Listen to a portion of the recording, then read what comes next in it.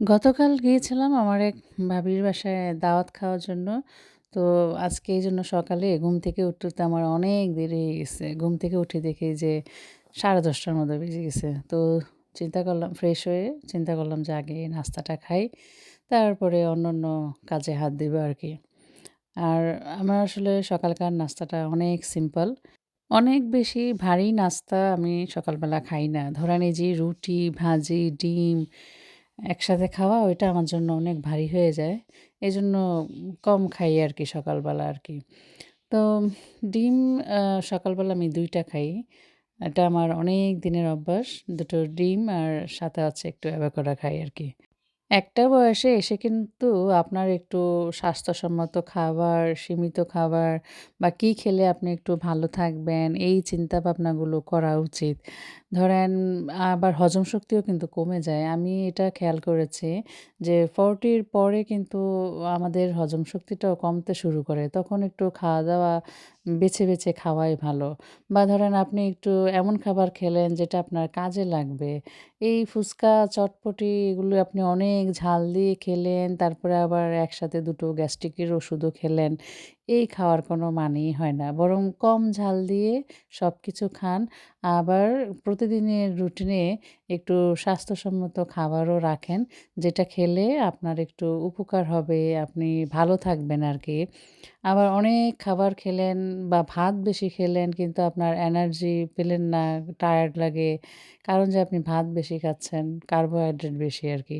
তো সবকিছুই মিলিয়ে আমার কাছে মনে হয় যেন 40 র পরে আমাদের একটু সচেতন হওয়া উচিত যে কোনটা খেলে আমরা একটু ভালো থাকবো আরকি।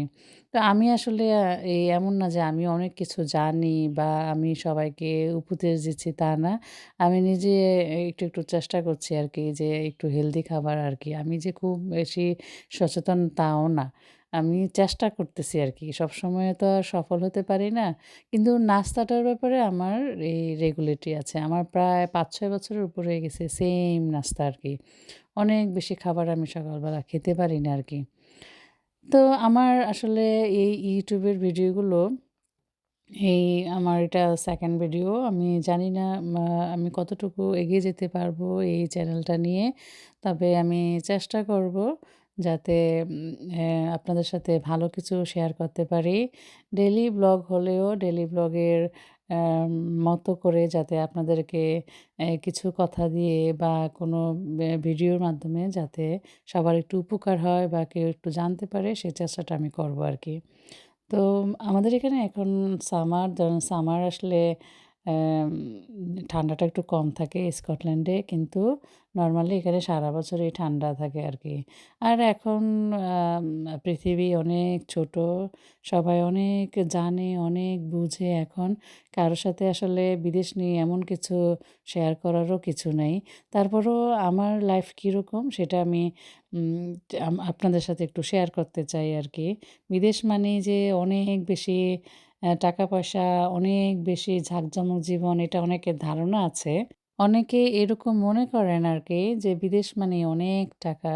কিন্তু আসলে সর্বক্ষেত্রে এটা ঠিক না। কিছু মানুষের জীবন ধরেন মধ্যবিত্তর মধ্যে। যেমন আমার জীবনের কথা যদি বলি, একটা মধ্যবিত্ত ফ্যামিলি যেরকম আমার লাইফস্টাইল এখানে ঠিক এরকমই। এর বাইরে কিছু না আরকি।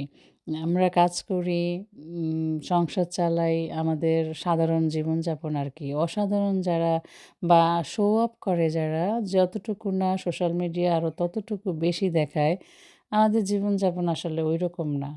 তো আমি এখানে কিছু গাছ লাগিয়েছিলাম, কুমড়ো গাছ, লাউ গাছ। তো আমি দেখলাম যে বাইরের গাছগুলো মোটামুটি সবুজ আছে কিন্তু এই যে জানালার ভিতরে যেগুলো, ওগুলো একটু হলুদ হয়ে যাচ্ছে। তো আজকে আমি ভিতরের গাছগুলো কেটে ফেলবো। কারণ যে নষ্ট হয়ে যাচ্ছে আরকি। ভালো লাগে না দেখতে এখন আর। সব সৌন্দর্যেরই শেষ থাকে না?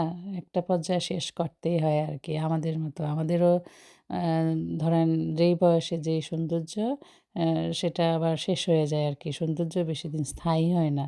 তবে সব বয়সেরই একটা আলাদা সৌন্দর্য থাকে। সেটা পরিচর্চা করা উচিত, যত্ন নেওয়া উচিত। তাহলে দেখবেন সবাইকে অনেক সুন্দর লাগে। তো আজকে এই কুমড়ো গাছের ইগুলো আমি কেটে চিংড়ি মাছ আর একটু আলু দিয়ে ঝোল, ঝোল করে রান্না করব আরকি। আমি আসলে এই গাছগুলো লাগাই শখের বশে একটু শাক-টাক খাওয়ার জন্য আরকি। এমন না যে এটা থেকে কুমড়ো হবে, সেই কুমড়ো আমি খাবো, লাউ খাবো এরকম কিছু না। আজকের ওয়েদার অনেক মেঘলা, কালকে অনেক সানি ছিল। আজকে মোটামুটি আরকি একটু, একটু মেঘলা মাঝে, মাঝে একটু রোদ ওঠে ওইরকম আরকি। এই সব মিলিয়ে আমাদের এখানে ওয়েদার আরকি এমন না যে প্রতিদিন ভালো যায়। মাঝে, মাঝে ভালো যায়, মাঝে, মাঝে খুব খারাপ যায় আরকি। তো এখন তো সামার এখন মোটামুটি ভালোই যাচ্ছে কয়েকদিন। ইউকেতে তো প্রচুর গরম পড়তেছে এখন। তো বাংলাদেশেও দেখলাম বৃষ্টি হচ্ছে। বাংলাদেশে বন্যা হচ্ছে চট্টগ্রামে দেখলাম। তো খারাপই লাগে আসলে দেখলে যে মানুষের অনেক কষ্ট। তবে এবার মনে হয় বন্যা ইয়েটা কম যাচ্ছে। দেখলাম যে ঐরকম সাহায্য সহযোগিতা যাচ্ছে না বা সোশ্যাল মিডিয়ায় হয়তো আসছে না হয়তো ওরকম করে আরকি। তো এই ৩ টা কুমড়ো ফুল আমি আগেই কেটে রেখে দিয়েছিলাম নষ্ট হয়ে যায় সেজন্য। আর আজকে একটা কাটলাম মোট ৪ টা। তো এগুলো আমি এই শাকের সাথেই দিয়ে দিব। কুমড়ো ফুলের বড়া খাওয়ার ইচ্ছে ছিল কিন্তু এই ৪ টা দিয়ে হবে না আসলে। আরও কিছু হলে খাওয়া যেত আরকি। তো আমার আজকের ভিডিও আপনাদের কেমন লেগেছে আমাকে কমেন্টস করে জানাবেন যদি কেউ দেখে থাকেন আমার ভিডিওটা। আর তরমুজ এনেছিলাম তো চিন্তা করলাম যে কেটে রাখি। আপনি দেখবেন কেটে সামনে দিয়ে রাখলে সবাই খায় কিন্তু কেউ কেটে নিজে, নিজে খেতে চায় না। সব বাসার বাচ্চাদের মনে হয় একই অবস্থা। ওই কেটে খাবে ওই এটুকু নাই আরকি।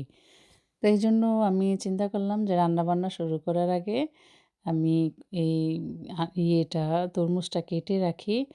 ফ্রিজে রেখে দিলে একটু ঠান্ডা হলে খেতেও ভালো লাগবে আরকি। আর এই তরমুজটা ভালো পড়েছে। অনেক সময় দেখবেন যে তরমুজ কিনে আনি কিন্তু ভিতরে মিষ্টি হয় না। আমার বেশিরভাগ ক্ষেত্রে এরকমই হয়। আমি তরমুজ কিনি তারপর ভালো পড়ে না। তো মাঝে, মাঝে ভালো পড়ে আরকি। আর আজকে এটা কেন জানি সাদা অংশটা অনেক বেশি। এজন্য ওই সাদা অংশটা কেটে, কেটে শুধু ওই লাল অংশটা রাখলাম আরকি। কিন্তু এমনিতে মিষ্টি আছে। তো এই আরকি আমার এই হচ্ছে আজকের কাহিনী। আম খুব আহামরি কোনো কিছু না আসলে খুব সিম্পল লাইফের কিছু কথা আপনাদের সাথে শেয়ার করলাম। যদি ভালো লাগে তাহলে ভিডিওটা দেখবেন, আমাকে কমেন্টস করে জানাবেন। আমার একটু ঠান্ডাও লেগেছে এজন্য ভয়েসটা মাঝে, মাঝে একটু কাটা, কাটাও আসছে। তো সেজন্য দুঃখিত। তো আপনাদের কাছে কেমন লেগেছে ভিডিও আমাকে কমেন্টস করে জানাবেন। আপনাদের কমেন্টসের অপেক্ষায় থাকলাম। আল্লাহ হাফিজ।